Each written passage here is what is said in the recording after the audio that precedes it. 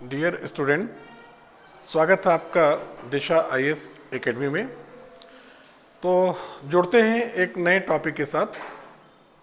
पीछे ऑर्गेनाइजेशन में मैंने आपको कुछ स्ट्रक्चरल जो सिद्धांत थे उनकी चर्चा की, जो काफ़ी महत्वपूर्ण है आपको न केवल मेंस में लिखने के लिए बल्कि संगठन को समझने के लिए। तो माय डियर, आज एक उसी से रिलेटेड नया मैं इशू डिस्कस करने जा रहा हूँ। दैट इज़, मुझे लगता है बहुत इम्पॉर्टेंट है। जब आप प्रशासन में जाएंगे और विभिन्न पदों पर कार्य करेंगे तो ये सारे सिद्धांत आपको एक दक्ष प्रशासनिक अधिकारी के रूप में कार्य करने में सहायता प्रदान करेंगे। तो इसी क्रम में मिलते हैं एक नए सांगठनिक सिद्धांत से, और वह है प्रत्यायोजन, डेलीगेशन। एज यूजुअल सिनेप्सिस आपके सामने है, फ्रेमिंग क्या क्या हम लोग देखेंगे इस मुद्दे में, और सारे क्वेश्चन आप उठा के आंसर पेपर देखेंगे। जितने क्वेश्चन है माय डियर स्टूडेंट सब कवर करेगा। मैं लास्ट में इस पर कुछ क्वेश्चन है नहीं कि मैं डिस्कस करूं, भाई बहुत सिंपल क्वेश्चन आते हैं, तो मैं आपको दिखाऊंगा लास्ट में क्या क्या क्वेश्चन आए हैं।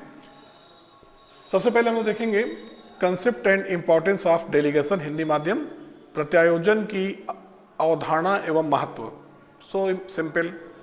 फिर हम देखेंगे डिफरेंट टाइप्स ऑफ डेलीगेशन, पूछा गया है प्रत्यायोजन के विभिन्न प्रकार। एक छोटा सा मुद्दा इंटरव्यू में पूछा जाता है, प्रत्यायोजन, डेलीगेशन और डिसेंट्रलाइजेशन, विकेंद्रीकरण, इनके बीच में डिफरेंसेस क्या है, इनकी भी चर्चा करेंगे हम। प्रत्यायोजन के लाभ, मेरिट्स, बट नेचुरल है मेरिट्स होगा, तभी तो इसको हम संगठन में आज तक इसका प्रयोग, चाहे वो सरकारी क्षेत्र हो या निजी क्षेत्र हो, इसका प्रयोग हम कर रहे हैं। तो जहाँ लाभ होता है, सकारात्मक पहलू होता है संगठन में या लोक प्रशासन में या सरकार के विभिन्न कार्यालयों में, प्रत्यायोजन के लाभ क्या हैं? तो लाभ को हम पॉजिटिव एस्पेक्ट बोलेंगे, सकारात्मक पहलू। Positive aspect or merits of delegation in public administration over an organisation. और जब जहां लाभ होगा, स्वाभाविक है दोष भी कुछ होगा, कुछ लिमिटेशन होंगी, कुछ ड्रॉबैक्स होगा, तो हम सीमाएं, दोष, और उसी को हम कहते हैं नेगेटिव एस्पेक्ट्स। मतलब लोक प्रशासन पर प्रत्यायोजन का सकारात्मक के साथ साथ नकारात्मक पहलू भी है, कुछ लिमिटेशन भी हैं, सीमाएं भी हैं, कुछ डिमेरिट्स भी हैं, कुछ दोष हैं, उसकी भी चर्चा कर लेंगे हम। फाइनली हम देखेंगे भाई कमियां हैं तो उसको दूर किया जाए। भाई यह संगठन को चलाने के लिए या शासन को चलाने के लिए या विभागों को रन कराने के लिए एक महत्वपूर्ण प्रिंसिपल है। तो उनके दोषों को हम दूर करेंगे तो बेहतर संगठन बहुत ही प्रभावशाली तरीके से कार्य करेगा। तो लास्ट में प्रत्यायोजन को प्रभावशाली बनाने के सुझाव, suggestion to make effective delegation of authority in an organisation, और लास्ट में हम लोग कंक्लूड कर लेंगे, निष्कर्ष निकाल लेंगे। निष्कर्ष देना बहुत जरूरी होता है लास्ट में 10 वर्ड्स या 15 वर्ड्स में, अगर आप कंक्लूड करते हैं। अच्छा, कंक्लूजन में जो चीज़ें आप ऊपर लिखते हैं उन चीज़ों की चर्चा नहीं करेंगे, कुछ नए राइटअप से आप कंक्लूड करेंगे, जो आपके लेखन जो शैली है उसको और एक्सेलेंसी की तरफ ले जाएगा, सर्वश्रेष्ठता की तरफ ले जाएगा, और आपको मुख्य परीक्षा मेंस में, चाहे यूपीएससी, बीपीएससी, यूपीपीसीएस जो होने जा रहा है, जो भी कंपटीशन आप लिखेंगे आपको एक अच्छे मार्क्स की तरफ ले जाएगा। सबसे पहले प्रत्यायोजन क्या है, अवधारणा क्या है, महत्व क्या है, इसकी हम चर्चा कर दें। तो कुछ बेसिक कंसेप्ट यही है, जैसे पीछे आपने बताया कि यह संगठन या संगठन में जब कार्यों का बंटवारा करते हैं तो पदसोपान का निर्धारण होता है। तो आप बताएंगे कि प्रत्यायोजन पदसोपान या संगठन संबंधित महत्वपूर्ण विचारधारा है, अप्रोच है। और दूसरी चीज यहाँ पे आपको ये भी बताना होगा कि यह पदसोपानिक सिद्धांत का नेसेसरी इसेंस है। मतलब जहां पदसोपान होगा वहां पर सत्ता का प्रत्यायोजन होना आवश्यक है, इसेंस है, ये सार बोलते हैं इसको हिंदी में। ठीक है, क्या है डेलीगेशन आप आगे बताएंगे, एग्जामिनर से बातचीत करेंगे अपने लेखन शैली के माध्यम से कि किसी भी संगठन में वरिष्ठ अधिकारी, सुपीरियर के द्वारा अधीनस्थ कर्मचारी को सत्ता, कर्तव्य एवं उत्तरदायित्व के साथ सौंपा जाना ही कहलाता है सत्ता का प्रत्यायोजन। Delegation of authority is conferring authority from superior to subordinate with duties and responsibilities. So simple. एक डायग्राम से डिस्ट्रिक्ट मजिस्ट्रेट डायग्राम बना दिया मैंने। डिस्ट्रिक्ट मजिस्ट्रेट ये सुपीरियर है, इसने एसडीएम को डेलीगेट किया सत्ता, इसने तहसीलदार को डेलीगेट किया, ना तहसीलदार को डेलीगेट, सो मेनी। यहां से ये सत्ता इसको देगा, ये सत्ता इसको देगा। तो ये जैसे जैसे संगठन में आप बताएंगे पदसोपानिक जो श्रेणी है, स्तर है, पदसोपान को आप डिफाइन करते हैं ना, चेन ऑफ स्केलर चेन, सीढ़ी नुमा व्यवस्था। तो विभिन्न श्रेणियां हैं कि नहीं है, विभिन्न सीढ़ियां हैं कि नहीं, उसे हम पद बोलते हैं। तो जैसे से संगठन में पदसोपानिक व्यवस्था के अंतर्गत विभिन्न पदसोपानिक स्तरों में वृद्धि होगा, सत्ता का प्रत्यायोजन अनिवार्य हो जाता है।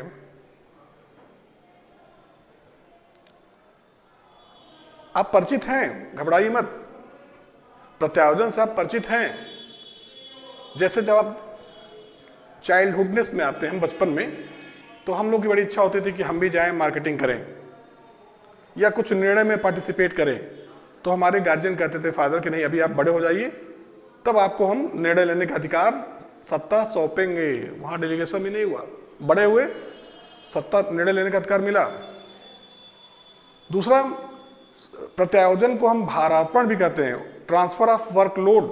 और ये बहुत जरूरी होता है, क्योंकि एक अकेला व्यक्ति किसी संगठन को प्रॉपरली रन नहीं करा सकता है। तो इसका महत्व तो यही है कि किसी भी संगठन में कार्यकुशलता, प्रभावशीलता को बनाए रखने के लिए संगठन अपने लक्ष्यों की प्राप्ति सुगमता पूर्वक संचालित स्थापित कर पाए, इसके लिए सत्ता का प्रत्यायोजन होना आवश्यक है और यही इसका महत्व है। अगर सत्ता का प्रत्यायोजन वरिष्ठ अधिकारी नहीं करेगा तो क्या होगा, बताएंगे ड्रॉबैक्स में। वर्कलोड इतना बढ़ जाएगा कि वो कार्य नहीं कर पाएगा। पारसी धर्म के संस्थापक जो थे, इब्राहिम हेथरो के नाम से भी शायद जाने जाते हैं, तो वो, उनको अपने सबऑर्डिनेट पे ट्रस्ट नहीं था, तो सत्ता नहीं सौंपते थे। वर्कलोड इतना बढ़ गया कि फ्रस्ट्रेट हो गए। किसी विद्वान ने उनको बताया कि योग्य पदाधिकारी को चुनिए और उनकी योग्यता के अनुसार सत्ता को ट्रांसफर कर दीजिए। बहुत शानदार उन्होंने अपना शासन चलाया। और जो गर्ल्स हैं, ये तो इंतजार करती हैं, जब नई नई शादी होती है, आप घर में जाती हो तो आपकी निगाह कहाँ रहती है, जो मदर इन लॉ जो चाबी का गुच्छा होता है, बड़ा उत्सुकता रहती है कि इस गुच्छे में क्या होगा। तो आप क्या चाहती हैं कि जल्दी से वह चाबी का गुच्छा रूपी सत्ता आपको डेलीगेट कर दिया है, हस्तांतरित कर दिया है। लेकिन मदर इन लॉ भी बहुत चालाक होती हैं, कहती पहले सेवा करो, आशीर्वाद लो, ढेर सारी बातें। भारतीय जो मिडिल क्लास है, तब जाकर एक समय आएगा, निश्चित समय पर आपको सत्ता, चाबी का गुच्छा जिसमें खजाने, रुपए, गहने जो भी होंगे, आपको ट्रांसफर कर जाएगा। तो ये सब व्यवहारिक जीवन के एग्जाम्पल के माध्यम से मैंने आपको समझाने का प्रयास किया है। आइए टॉपिक पे बढ़ते हैं कि टाइप्स ऑफ डेलीगेशन, विभिन्न प्रकार। तो यहाँ पर मैंने आपको सत्ता के प्रत्यायोजन के विभिन्न प्रकार क्या है, 4 प्रकार का मैंने बताया। उसके पहले मैं आपको और क्लियर कर दूं कि सत्ता का प्रत्यायोजन, मूने कुछ डेफिनेशन बता दिया जाए। मूने ने बताया कि सत्ता का प्रत्यायोजन, ये विद्वान का नाम है, सिर्फ शीर्ष से तल की तरफ होगा, मतलब बॉस और ये सबऑर्डिनेट है।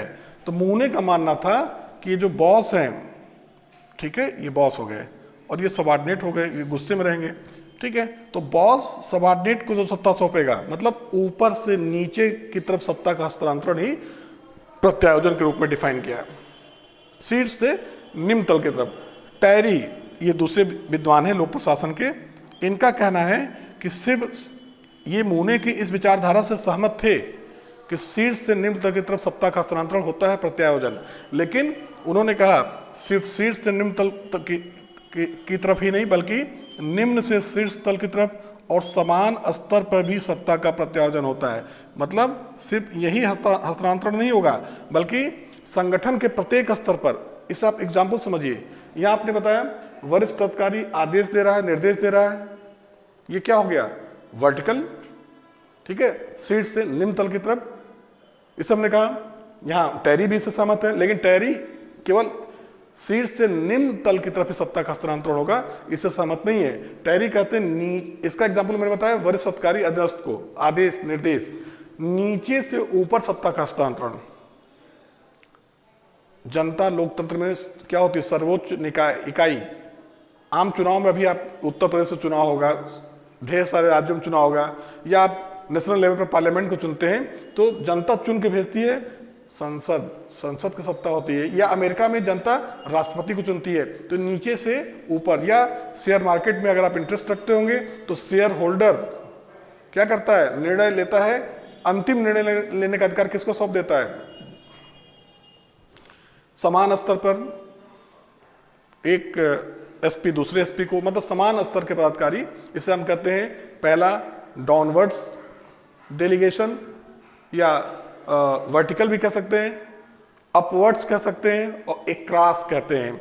आउटवर्ड्स भी होता है, जब एक संगठन से अलग दूसरे संगठन में, बहुत रेयर होता है, सत्ता का हस्तांतरण किया जाए, उसे हम कहते हैं आउटवर्ड्स डेलीगेशन। हिंदी में जो भी आउटवर्ड्स जो भी कहा जाए, सॉरी थोड़ी सी लिमिटेशन है, आउटवर्ड्स डेलीगेशन। तो आपको मैंने ये भी बता दिया मूने और टेरी का क्या कहना है। एक सत्ता के प्रत्यायोजन या डेलीगेशन की दोहरी विशेषता होती है, ड्यूअल कैरेक्टरिस्टिक होता है। एक ही समय में सत्ता प्रत्यायोजक और प्रत्यायोजी दोनों के पास होता है। ध्यान रखिएगा, दो चीजें इससे क्लियर हो रही हैं। दोहरी विशेषता मैंने बताया, मतलब इसकी सत्ता है, या यहां समाए, ये सत्ता इसने सौंपा किसको? एसडीएम को, डीएम ने एसडीएम को। बहुत अच्छे तरीके से समझ लीजिए। तो दोहरी विशेषता क्या होती है कि अंतिम सत्ता का हस्तांतरण कभी नहीं होता है। Final authority can not be transferred, transmitted, delegated, conferred, मतलब अंतिम सत्ता नहीं, यह सत्ता सौंपेगा, लेकिन हमेशा उस सत्ता के प्रति रिस्पॉन्सिबिलिटी इसी का होगा। अंतिम सत्ता हमेशा इन्हीं के पास रहेगा। तो final authority can not be transferred और डेलीगेटेड, पहला विशेषता हो गया। और सत्ता के हस्तांतरण मतलब प्रत्यायोजन में सिर्फ और सिर्फ आदेश या उत्तरदायित्व कर्तव्य ही नहीं सौंपे जाते हैं, बल्कि जो व्यक्ति सत्ता का प्रयोग करता है उसे निर्णय लेने के अधिकार भी सौंपे जाते हैं। अब डीएम ने एसडीएम को सत्ता किसी फाइल पे सौंपा, तो एसडीएम को वो डायरेक्शन देगा कि आप उस पर निर्णय लेकर उसे सूचित करें। अर्थात सत्ता के दो विशेषता, सत्ता के प्रत्यायोजन या प्रत्यायोजन की दोहरी विशेषता है। अंतिम सत्ता का पहला, एक ही समय में सत्ता यहाँ पे भी है, यहाँ पे भी है, मूल सत्ता इसकी है, डिस्ट्रिक्ट मजिस्ट्रेट की, और अंतिम सत्ता हमेशा इसी के पास होगा। Final authority can not delegated, ठीक है। और केवल यह कर्तव्य और उत्तरदायित्व ही नहीं सौंपेगा सत्ता के साथ, बल्कि निर्णय लेने के अधिकार भी सबऑर्डिनेट को सौंपे जाते हैं। तो ये ब्यूटी है डेलीगेशन की। इससे क्या होता है आगे बता रहे हैं। यहां पे देखिए, प्रत्यायोजन के विभिन्न प्रकार की हम चर्चा कर रहे हैं। ये क्लास था, कितने वर्ग में है, शीर्ष से निम्न, निम्न से शीर्ष, समान स्तर पर, ये क्लास है डेलीगेशन का।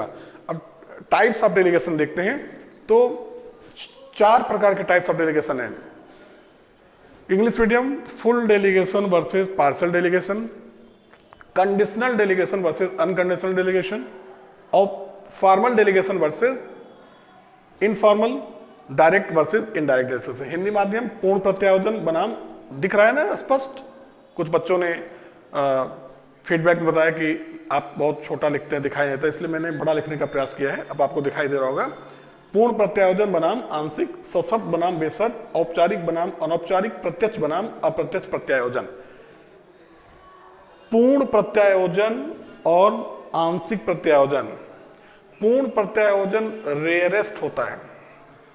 प्रशासनिक, जो अभी आपने बताया final authority can not be delegated, आप कहेंगे सर पूर्ण प्रत्यायोजन आप कैसे बता रहे हो? प्रशासन में फुल डेलीगेशन नहीं होता है। पूर्ण प्रत्यायोजन मतलब होता है कि जो सुपीरियर है अपनी पूरी सत्ता सबऑर्डिनेट को सौंप दे। इट इज नॉट पॉसिबल, अभी मैंने बताया। लेकिन यह कहां उदाहरण, इसको हम कैसे बता सकते हैं? जब डेलीगेसी, प्रतिनिधि मंडल भारत सरकार का एक देश से दूसरे देश में जाता है, मंत्रिमंडल का समूह, तो वहां पे क्या होता है, समझौते होते हैं नीतियों का। और आपको मालूम है, सेकंड पेपर में बताऊंगा कि सभी संधि और समझौते किसके नाम से होते हैं? राष्ट्रपति। लेकिन राष्ट्रपति नहीं जाता, उसका प्रयोग वह क्या करता है? प्रतिनिधि मंडल, जो डेलीगेसी जाती है वो करता है। तो राष्ट्रपति की पूरी सत्ता उस डेलीगेशन जो टीम जाती है उसको सौंप दी जाती है। It is the example of, rarest example of full delegation. समझ में आया डियर स्टूडेंट? रेयरेस्ट होता है फुल डेलीगेशन, और इसी को कहा था अल्टर ईगो, अहं का त्याग। सत्ता तो भी आप, अगर आपके पास सत्ता अथॉरिटी है तो आपके अंदर ईगो या अल्टर ईगो आना ही है। अल्टर ईगो क्या होता है? आपने अहंग का त्याग कर दिया, इट इज नॉट पॉसिबल। एक रेयरेस्ट केस है। पार्शियल डेलीगेशन क्या होता है? जब सत्ता का कुछ भाग अधीनस्थों को सौंपा जाए और कार्य करने के पश्चात वह सत्ता वापस ली जाए, तो यह पार्शियल डेलीगेशन हो गया। ये कॉमन है, ठीक है, क्लियर हो गया। फुल डेलीगेशन और पार्शियल डेलीगेशन में, फुल डेलीगेशन मतलब पूरी सत्ता सौंपा जाना, जो प्रशासनिक जो संगठन उसमें संभव नहीं है। मैंने आपको एग्जांपल्स बता दिया, पार्शियल डेलीगेशन भी क्लियर कर दिया। दूसरा देखिए, कंडीशनल वर्सेस अनकंडीशनल, सशर्त प्रत्यायोजन, conditional delegation versus unconditional delegation. यहां पे मैं आपको बताऊं कि जब सत्ता, ये प्रशासनिक संगठनों में अक्सर इसी का प्रयोग किया जाता है, बाकी सबका प्रयोग होता है प्रशासनिक संगठनों में। सशर्त में ये बॉस जो है, यह सबऑर्डिनेट को कुछ शर्तों के साथ, कुछ विधियों के अधीन, या मैं आपको पढ़ाऊंगा डेलीगेटेड लेजिस्लेशन, हालांकि थोड़ा सा विषयांतर हो जाएगा, प्रत्यायोजित विधायन, संसद कुछ नियमों विधियों के अधीन कार्यपालिका को सत्ता सौंपती है। एक टॉपिक आपका पढ़ाएंगे वहां पे। या प्रशासनिक संगठन में वरिष्ठ अधिकारी कुछ शर्तों, कुछ विधियों, नियमों के साथ सत्ता सौंपे, तो कंडीशनल डेलीगेशन। वह क्या करेगा? समय समय पर जांच करता रहेगा, रिपोर्ट लेता रहेगा। आप कहते हैं यस सर, रिपोर्टिंग सर, यही है। और बेशर्त जब आपको कार्य करने की पूरी स्वतंत्रता रहे, कार्य करने के पश्चात आपसे वह रिपोर्टिंग करे, तो उसमें कोई शर्त नहीं है, कोई नियम नहीं है, कोई विधि नहीं है, कोई सीमा नहीं है। तो ऐसा डेलीगेशन, जब सत्ता का हस्तांतरण बिना किसी सीमा, लिमिटेशन, विधि के अधीन हो, मतलब ऐसा नहीं कि वो निरीक्षण नहीं करेगा, लेकिन जब आपका कार्य समाप्त हो जाएगा तब वो जांच करेगा, बीच में कोई इंटरफेरेंस नहीं होता है, तो that is known as unconditional या बेशर्त प्रत्यायोजन। नेक्स्ट देखिए, औपचारिक, जब सत्ता रिटेन हो, प्रशासन में इसी का प्रयोग होता है, निश्चित नियमों के अधीन हो, तो इसे कहते हैं फॉर्मल। जहां फॉर्मल शब्द आ जाए तो नियम, प्रक्रिया, विनियम, इसके अधीन सत्ता का हस्तांतरण होता है, माय डियर स्टूडेंट, तो वो कहलाता है फॉर्मल डेलीगेशन। और जब रीति रिवाज, परंपरा, सामाजिक संबंध, मानवीय संबंध के आधार पर सत्ता सौंपी जाती है, तो वह सत्ता अनौपचारिक।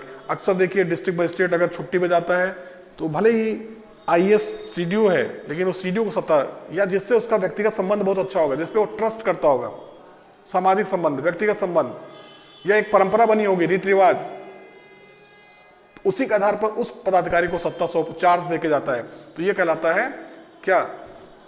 अनौपचारिक सत्ता का प्रत्यायोजन। अब इससे आसान एग्जांपल्स मैं आपको समझा नहीं सकता हूं, व्यवहारिक इसलिए मैं कहता हूं लोक प्रशासन। अगर आप प्रशासन में जा रहे हैं तो आपके जो काम, आपको जो कार्य करना है उसका प्री ट्रेनिंग है, पूर्व प्रशिक्षण है। लोग कहते हैं, मैं सुनता हूं हिंदी मीडियम, इंग्लिश मीडियम, कभी इस पर भी चर्चा मैं करूंगा।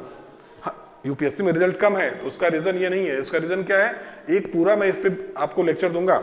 लास्ट में देखिए, डायरेक्ट डेलीगेशन, जब प्रत्यायोजक और प्रत्यायोजी के बीच कोई इंटरमीडिएट ना हो, डीएम ने एसडीएम को सत्ता सौंप दिया,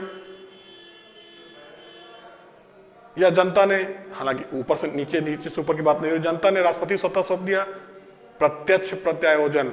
लेकिन जब इनडायरेक्ट, अप्रत्यक्ष, जनता, अमेरिका के राष्ट्रपति के चुनाव में जनता इलेक्टरल कोलीग के माध्यम से, निर्वाचक मंडल के माध्यम से राष्ट्रपति, तो जनता, इलेक्टरल कोलीग और फिर प्रेसिडेंट को सत्ता जाता है, ये इनडायरेक्ट हो गया। या रोम के ईसाई धर्म के जो मुख्य धार्मिक नेता पोप का चुनाव कैसे होता है? ईसाई जनता, कार्डिनल है, पूरे भारत में भी कई कार्डिनल है, कार्डिनल को सत्ता सौंपती है, और कार्डिनल किसको चुनता है? पोप को चुनता है। पोप जो ईसाई धर्म के श्रेष्ठ, जैसे हमारे हिंदू सनातन धर्म में शंकराचार्य हैं वगैरह, वैसे यहाँ पोप है। तो ये क्या हो गया, या ढेर सारे एग्जाम्पल हैं। तो ये आपके इनडायरेक्ट डेलीगेशन में हो गया, अप्रत्यक्ष प्रत्यायोजन में हो गया। तो आपको काफी मजा आ रहा होगा, इजी लग रहा होगा। लास्ट में देखिए, प्रत्यायोजन और विकेंद्रीकरण इंटरव्यू में पूछा जाता है, तो यही पर हम डिस्कस करते हैं। बाकी अभी जब आपको सेंट्रलाइजेशन, डिसेंट्रलाइजेशन बताएंगे, तो वहां पर विकेंद्रीकरण के विभिन्न प्रकारों की हम चर्चा करेंगे। डिवॉल्यूशन, डीकंसंट्रेशन, डिसेंट्रलाइजेशन बताया जाएगा। तो यहां पे देखिए, प्रत्यायोजन अभी बताया अपने, पदसोपानिक प्रक्रिया का एक अनिवार्य घटक है, इसेंस है, सार है, जिसमें वरिष्ठ अधिकारी अधीनस्थ को सत्ता सौंपेगा। अंतिम सत्ता कभी हस्तांतरण नहीं होता है, वरिष्ठ अधिकारी जांच और परीक्षण करेगा। लेकिन विकेंद्रीकरण में क्या क्या आता है, अंतिम सत्ता भी सौंप दी जाती है, निचले स्तर पर सत्ता का हस्तांतरण होता है, जिसका बेस्ट एग्जाम्पल है पंचायती राज 73 और नगर पालिकाएं 73वां और 74वां संविधान संशोधन। आपको मैंने 2 हेड्स बताए। पहला बताया प्रत्यायोजन की अवधारणा, महत्व, प्रत्यायोजन के विभिन्न प्रकार, प्रत्यायोजन की दोहरी विशेषता और प्रत्यायोजन और विकेंद्रीकरण। डियर स्टूडेंट, मुझे पूरा विश्वास है कि आप इस लेक्चर को बहुत ही सिंसियरली सुन रहे हैं और आगे जो नियर फ्यूचर में एग्जामिनेशन होने वाला है इसमें आप इसका यूज करेंगे। प्रत्यायोजन के लाभ क्या हैं? कई ढेर सारे लाभ हैं, इसीलिए तो सत्ता का हस्तांतरण किया जाता है। पहला लाभ होता है कि वरिष्ठ अधिकारी योग्य अधीनस्थ को जब सत्ता हस्तांतरित करेगा तो उसका कार्यबोझ कम होगा। बहुत काम होता है मुख्य कार्यपालिका के पास, जिला प्रशासन में डीएम के पास। मैं पढ़ाऊंगा डिस्ट्रिक्ट मजिस्ट्रेट, एक प्रश्न पूछा गया है, मैंने 2003 में पढ़ाया था और 2007 में पहली बार आया कि जिला मजिस्ट्रेट का कार्यालय कछुए की पीठ के समान है। एक ग्रीक माइथोलॉजी है जिस पर हाथी रूपी राज्य स्थित है, मतलब इतना वर्कलोड है। तो उस वर्कलोड को कम करने के लिए यह पदाधिकारी क्या करेगा, सत्ता का प्रत्यायोजन विभिन्न पदाधिकारियों के पास, जिससे क्या होगा, उसके महत्वपूर्ण समय की बचत होगी और ढेर सारे काम होते हैं डीएम के पास। अब सीएम साहब आ गए, प्रोटोकॉल है, या विभिन्न जो एनजीओज हैं, आजकल तो देख रहे हैं कितने अच्छे कार्यक्रम चल रहे हैं एनजीओज के, गैर सरकारी स्वैच्छिक संगठन, प्रधानमंत्री जी द्वारा क्या क्या किया गया कल प्रयागराज में। ये बहुत बड़ा एक, अगर ये रियलिस्टिक स्तर पे लागू होगा तो ये नागरिकों के जीवन को चेंज करने वाला ये प्लान है। लेकिन मैं यही कहूंगा कि ये वोट बैंक के लिए ना हो, ये रियल हो, क्योंकि गैर सरकारी संगठन, स्वैच्छिक संगठन, ये सब आपके सिलेबस में है।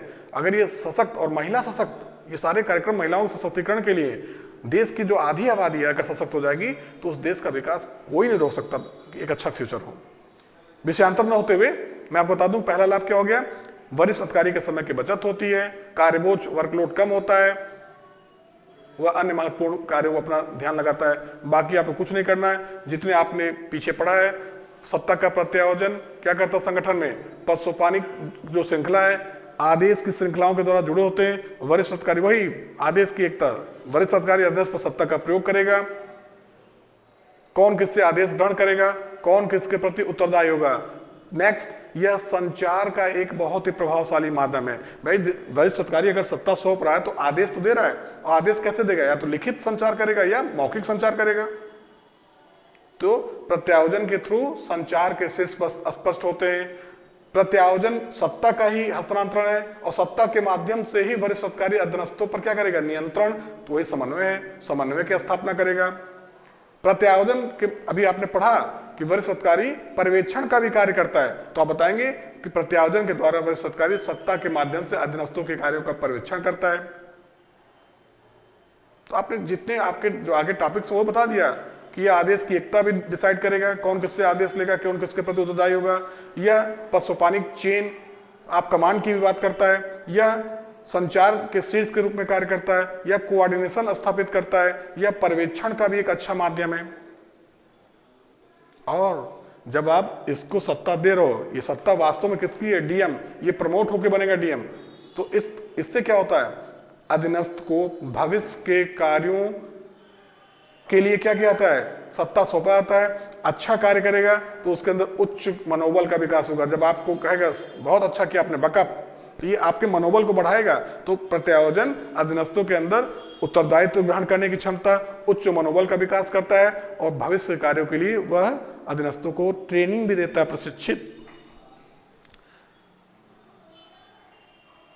ये सारे नेतृत्व का निर्धारण करता है, हु इज लीडर। ये सारे पॉजिटिव एस्पेक्ट हैं किसके, सत्ता के प्रत्यायोजन के।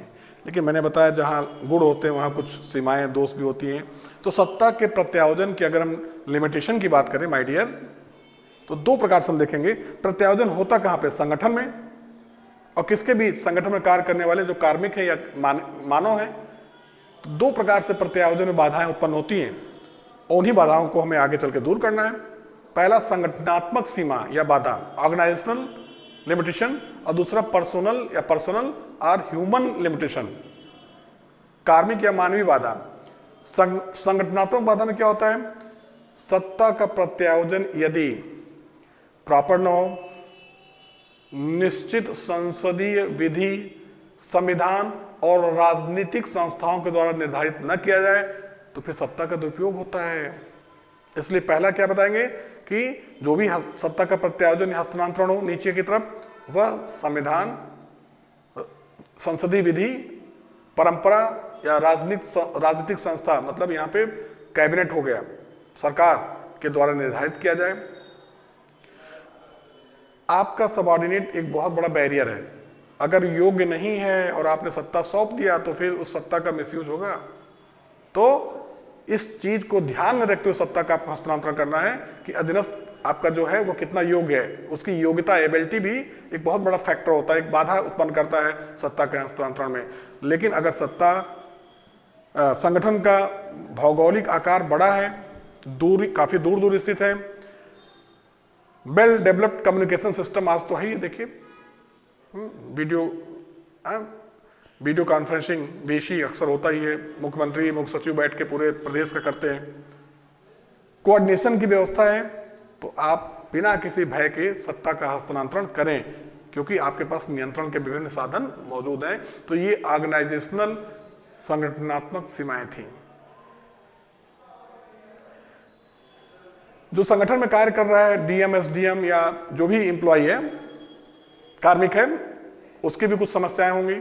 वो भी सत्ता के हस्तांतरण में या प्रयोग में बाधा उत्पन्न करेगा या सीमाएं क्रिएट करेगा। तो क्या क्या होगा? पहला, वरिष्ठ अधिकारियों के अंदर अहं का भाव, आई एम बॉस।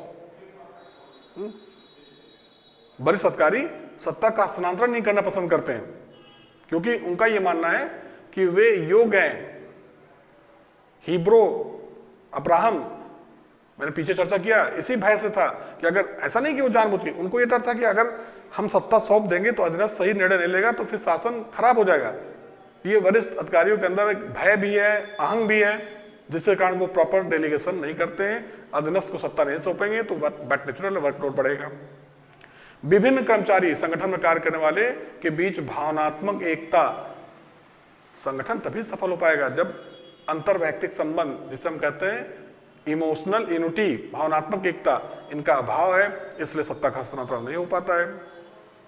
सत्ता के प्रत्यायोजन का ज्ञान, बहुत लोगों को ज्ञान ही नहीं होता कि लोग प्रशासन पढ़े ही नहीं है, किसी अन्य सब्जेक्ट से क्वालिफाई किए तो उन्हें मालूम नहीं कि सत्ता का प्रत्यायोजन में प्लस क्या है, माइनस क्या है। तो सत्ता हमेशा पास अपने पास ही रखेंगे, अधीनस्थ कार्य और उत्तरदायित्व सौंपेंगे नहीं। ये भी एक समस्या है कि नहीं है? और फाइनली आप बता सकते हैं कि प्रत्यायोजन में जो कार्मिक बाधा है, आपने बताया कि वरिष्ठ अधिकारी के अंदर अहंग का भाव, दूसरा वह सत्ता के प्रत्यायोजन का ज्ञान नहीं है, विभिन्न कर्मचारियों में इमोशनल अटैचमेंट कह लीजिए या इंटरपर्सनल रिलेशन का अभाव कह दीजिए। ये सारी चीजें हैं जो सत्ता के प्रत्यायोजन में मानवीय सीमाएं हैं। अगर इन सीमाओं को हम दूर कर दें, अगर इन मानवीय सीमाओं को हम दूर कर दें तो आप देख रहे हैं इसका इंपॉर्टेंस कितना अधिक है। अच्छा, एक चीज और है कमी में, नेतृत्व की सहज कामना। और वरिष्ठ अधिकारी भी जैसे डीएम है, वो भी तो किसी के प्रति उत्तरदायी है, उसको भी भय होता है कि कहीं ऐसा ना हो कि सबऑर्डिनेट मिसयूज करे तो उसको भी जवाब देना पड़ेगा। तो ये सारी चीजें हैं, नेतृत्व की सहज कामना, इमोशनल अटैचमेंट का अभाव, अपने से वरिष्ठ अधिकारी के प्रति उत्तरदायित्व, ये सारी चीजें हैं। प्रत्यायोजन के ज्ञान का अभाव जो सत्ता के प्रत्यायोजन में बाधा उत्पन्न करती है, सीमाएं। तो आइए इसको हम प्रभावशाली बना दें, कुछ सुझाव दे दिया जाए।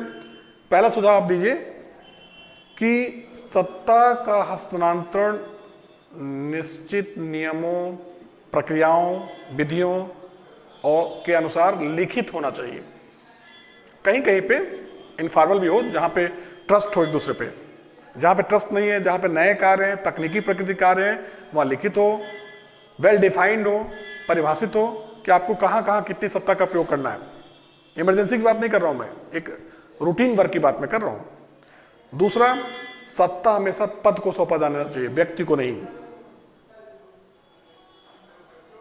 मतलब जैसे यहां से आपने यहां सौंपा, कौन बैठा है, योग्य होना चाहिए बस। और तीसरा, अगर सपोज करिए यह अधिकारी इस अधिकारी को सत्ता नहीं देना चाहता है, यहां देना चाहता है, तो जनरली ऐसा होना नहीं चाहिए। एक्सेप्शनल में अगर ऐसा हो तो इस अधिकारी से सूचना या एक अनुमति तो नहीं लेगा, ये बॉस है, लेकिन सूचना दे देना चाहिए जिससे इसका भी ट्रस्ट बना रहे। ब्रिटिश कालीन सैन्य प्रशासन में जॉनसन, हडसन और हिक्स 3 पदाधिकारी थे। एक सुप्रीम कमांडर था, एक कमांडर, एक उसके नीचे। जॉनसन अक्सर हिक्स को सत्ता सौंपते थे, लेकिन जब भी करते थे तो हडसन को सूचना देते थे, मतलब बताते थे कि ये सत्ता सौंपा गया। इससे इनके बीच में एक क्या होता है, बॉन्ड बना रहता है, मतलब कि ठीक है आपने उनको सत्ता दी लेकिन मेरी जानकारी में है, और कभी भी फिर क्या होता है, एक भावनात्मक एकता बनी रहती है। हमेशा सत्ता का प्रत्यायोजन प्लान्ड वे में योजनाबद्ध तरीके से किया जाना चाहिए। जब ये सारी सावधानियां रखेंगे तो निश्चित ही प्रत्यायोजन बेहतर होगा। निष्कर्षतः प्रत्यायोजन संगठन में क्या है, एक नेसेसरी इवेंट्स है, आवश्यक घटना है। क्यों? क्योंकि यह संचार प्रणाली, समन्वय, नेतृत्व आदि का निर्धारण करता है, जिससे संगठन प्रगतिशील तरीके से अपने लक्ष्यों की प्राप्ति करता है।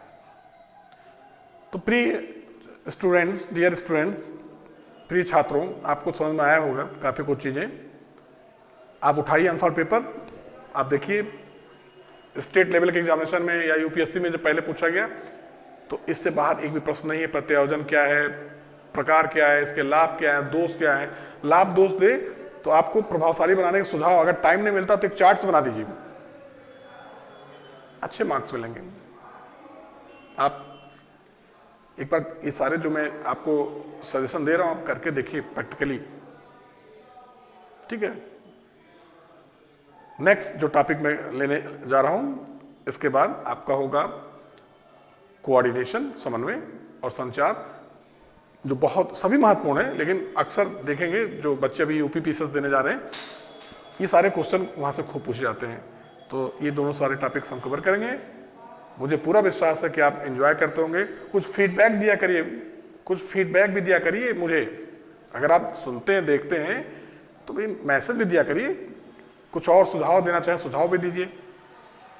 कम्युनिकेशन का विकल्प मैं बताऊंगा। कम्युनिकेशन मुझे भी समझ में आना चाहिए कि आप सुन रहे हैं, देख रहे हैं, समझ रहे हैं, विश्लेषण कर रहे हैं, लिख रहे हैं, तो अच्छा लगेगा। ठीक है, मिलते हैं एक छोटे से ब्रेक के बाद। Thank you so much.